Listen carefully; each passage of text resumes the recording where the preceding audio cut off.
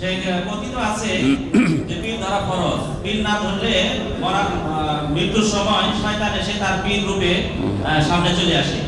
এ সম্পর্কে কিছু বলবেন? প্রশ্নকারী ভালো করেছে। কথিত আছে, কোরআন হাদিসে নেই।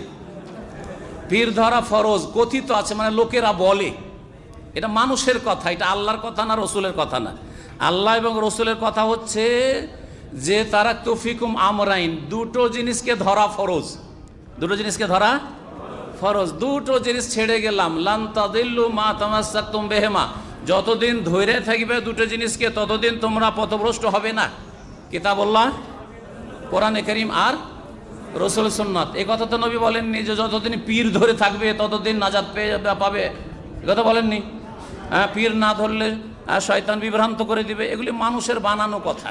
জি, এই পীর মুরিদি ইসলামে নেই। ভালো করে, পীর মুরিদি ইসলামে নেই। থাকলে সৌদি আরব অবশ্যই থাকতো, সৌদি আরবে অবশ্যই থাকতো। এখানে তৌহিদ আছে, আকিদা আছে, মসজিদ আছে, ক্লাস 1 থেকে নিয়ে একবার পিএইচডি পর্যন্ত তৌহিদ, আকিদা, ইবাদত সব পড়া হয়, ফিকহ পড়া হয়। আর এখানে কেন পীর মুরিদি নেই? তাহলে বোঝা গেল যে ইসলামে নেই। আর কোরআন হাদিসে খুঁজে পাই না, কোরআন হাদিসও খুঁজে পাই না, সৌদি আরবও খুঁজে পাই না আমরা। জি।